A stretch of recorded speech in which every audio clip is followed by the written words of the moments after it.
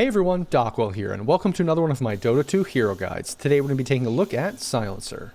So Silencer is a support hero that's sometimes played mid, but we're mainly going to be focusing on the support version of Silencer because that's really where it's played most and where it's the strongest. So what does Silencer do? Well, he does just that. He silences. That's the main thing that this hero does. He doesn't really have any traditional stuns or lockdowns or anything like that. It's mainly about silences. In fact, his ultimate silences everyone on the enemy team, no matter where they are. It's a global ability, and actually it's called Global Silence. So we can see that this hero is pretty much named effectively or appropriately or kind of on the head for what it does. It's called Silencer. Its ultimate is Global Silence, and that's really what allows this hero to be a support, is because that is huge in team fights and also ganks no matter where the hero is on the map. And so Silencer really can be a double-edged sword because he can be great against a lot of mobility heroes or heroes early on in the game that don't buy Yules or Manta or all these other dispels. He can also be great at starting off team fights or even holding his ultimate until something like a big black hole is cast or other channeled abilities. But then on the flip side, he's very squishy, doesn't have mobility, doesn't have traditional stuns, can just feed in a lot of team fights, or he can end up just being a hero that it feels like all he really does is press his ultimate and that's it. And that's what we really don't want to see. That's what we don't want to be doing on Silencer. We want to be effective with our other abilities. We want to annoy the enemy, do extra damage, and almost be scaling into another core role as Silencer. Otherwise, if you just become a global silence bot, that really can feel bad because now you're not having the effectiveness like a Lion, like a Shadow Shaman, or any other save support because you don't really have these abilities to help your team, and now all you do is press one button, and that's really what we don't want on the hero. But before we can understand how to play Silencer, we have to take a look at his abilities. So now that we understand Silencer in general, we can take a look at his abilities and see how he's able to be that great silencing hero like I talked about. So the first ability we're actually going to take a look at is Glaives of Wisdom, his W ability, because this is a right-click enhancing ability. So normally you can just right-click the enemy and this is what it looks like, but then you can press W and then it makes the right-click kind of have this shininess to it, this extra buff. And what this does is it does extra damage based on Silencer's intelligence, and it also applies a debuff to the enemy and a buff to Silencer where it's stealing intelligence for a certain duration. So the more you click the enemy with Glaives of Wisdom, the more damage you're doing, the more damage they're taking, the less intelligence they have, so the less mana pool they have. And this is a great way to kind of scale into the late game as almost a right clicker. And that's why this hero can sometimes play as a core as well. But you don't just have to press W. You can also right click W to turn it on permanently. And this is true of a lot of different heroes that have this enhancement to their right click, like Viper or Drow. You can do the same thing with them. And so the same thing is true of Silencer. That way you can just harass the enemy without even having to think about it. You just click them, and that's what happens pretty straightforwardly when you have this right click. But in the laning stage, we don't want to have this right click, so we can actually click it so we don't aggro the creep. So just realize there is a time when you don't want to have it right click to use it all the time. And it does take some mana as well, so you don't want to drain all of your mana pool by using this constantly in the lane.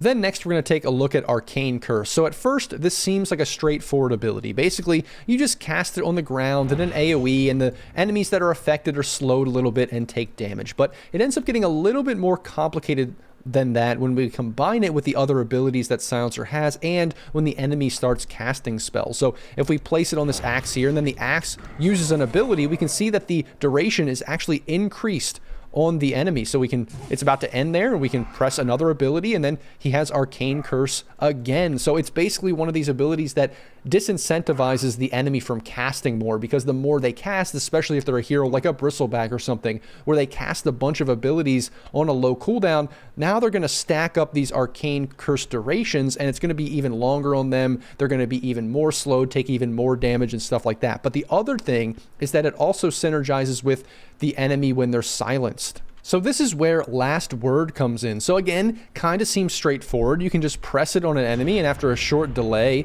they end up taking a bunch of damage and are silenced, and the damage is actually increased based on Silencer's intelligence compared to the enemy's intelligence, so just keep that in mind. But then you can combine these two abilities together, and Arcane Curse actually does more damage when the enemy is silenced, and the duration is paused while the enemy is silenced. So we can cast Last Word on the enemy, and then we can also press this, and then we can see while they're silenced, it just kind of resets the Arcane Curse here, and it's not going to tick down until they're not silenced, and then it finally will start ticking down. So this is a great way to combine these. The other thing is, if an enemy pops an ability while Last Word is kind of delayed, then it will instantly trigger, and then also that is pretty bad for the enemy because now they're casting abilities and Arcane Curse is lengthened. So again, we'll show this to you on the axe. So the axe has these abilities, he casts something, he's instantly silenced now. Now he's taking even more damage, even more slowed. So you can see how this can be extremely annoying for the enemy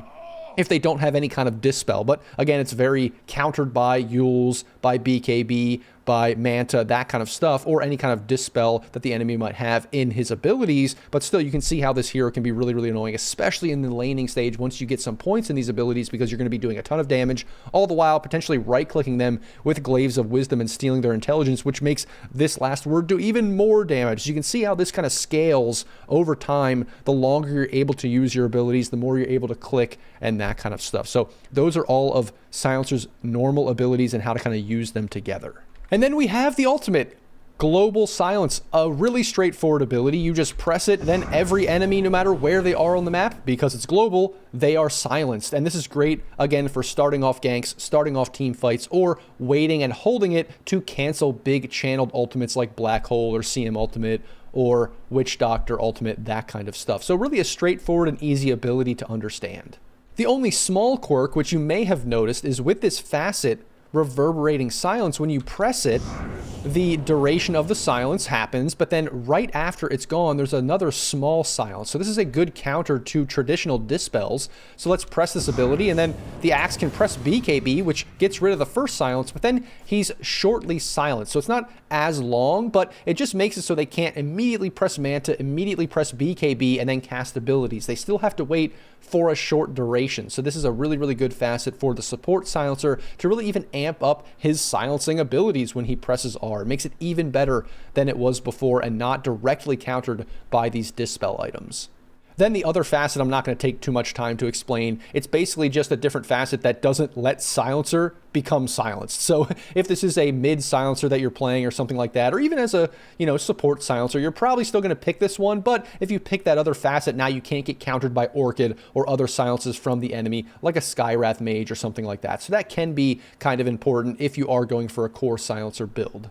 Then I'll briefly talk about the passive here, Brain Drain, which basically allows you to steal intelligence from enemies whenever they die under the effects of your spells, or if they are in a certain AoE. So I know it says you have to kill a hero, but you actually don't have to. They just have to be around you or affected by your spells when they die. And you have a lot of long duration debuffs, which really makes this effective at stealing enemy intelligence, which makes your abilities do even more damage going on into the later portions of the game. And then it also affects a lot of strength heroes like an Axe, like a Tide, who have small intelligence pools, small mana pools, and then they can't cast as many abilities in the fight, which can be really, really effective if you're stealing a bunch of their mana because they're dying a bunch in the early part of the game. And then lastly, we have the Shard and the Ags. The Shard is really good at just upgrading Glaives of Wisdom to do more damage, and you also steal more intelligence per kill, which is great. So the Shard is more of, I guess, a core silencer thing, but it is still good as a support because you do want to be scaling into the late game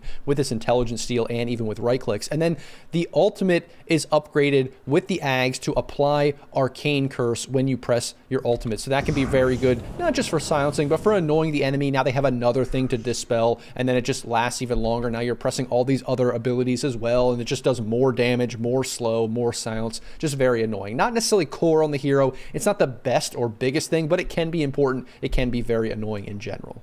So now that we understand Silencer's abilities, let's jump into a game and see how he's played.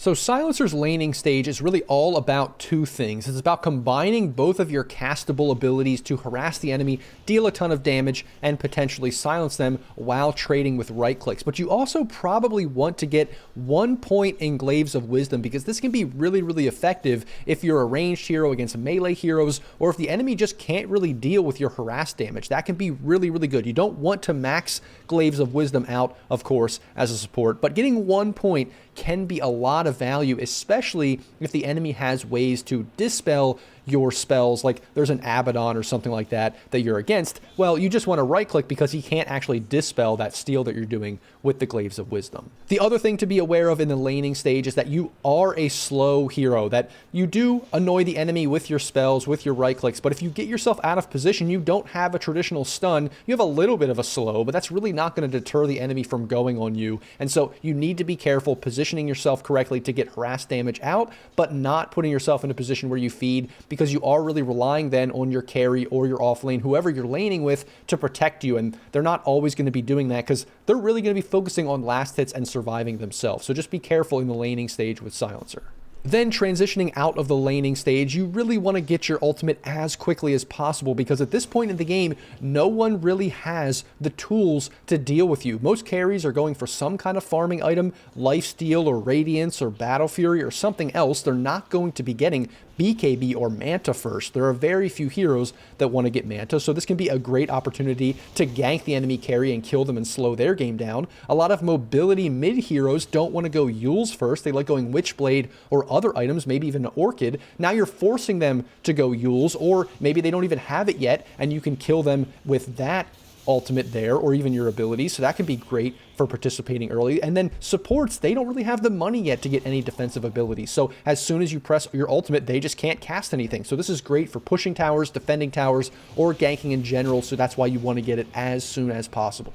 Then in addition to your ultimate, you also don't want to be pushing waves or farming all that much, because you're not really a good D-push hero or a push hero as a support. You really focus on backing up your cores, whether it's in a gank, a tower push, or a tower defense. And so you always kind of want to be sitting behind your core, waiting for something to happen, whether that means that you think that the enemy is going to be there and try to initiate on you, or whether you are with your team trying to push down a tower or take over a part of the map, because your spells are really good against enemies, especially at this point in the early to mid game, but it's really not that great at pushing out waves or farming creeps in general. It's not that you shouldn't farm at all, that's just really not the strength of your hero in general. And so that's a good way to think of the ideal Silencer game. It's just participating in a ton of fights, winning those fights, all those fights go your way, you steal a ton of intelligence, and then over time you slowly transition into a core where now you're right-clicking a ton, you hit like a truck, you have a bunch of items, and this is really the ideal for Silencer, so you don't become just a bot that clicks R and that's all that you can do in a fight. But obviously, we're not always going to have the ideal Silencer game. So how do we think about him in a losing game? Well, in that case, you're still going to sit next to or behind your cores and just be around them in a kind of defensive stance. But you really, really want to be careful not to get caught out or show, because the enemy can really start to snowball off of your deaths if you just keep feeding. And you're really, really important in team fights, because pressing your ultimate can honestly be the difference between a won fight and a lost fight. And if you're dying at the beginning without even getting it off, or if you are pressing it to save yourself, that can really be bad. So you want to be as defensive as possible. And then hopefully after the team fight kind of breaks out and it starts happening where heroes are dying, abilities are being pressed, maybe then you can start showing, maybe then you can press your other abilities and start right-clicking them, but you need to be a lot safer if you're on the back foot in the game. And that, everyone, is my Silencer guide. So if you liked the video or found it helpful, don't forget to like, comment, and subscribe. As always, guys, thanks for watching, and I'll see you in the next video.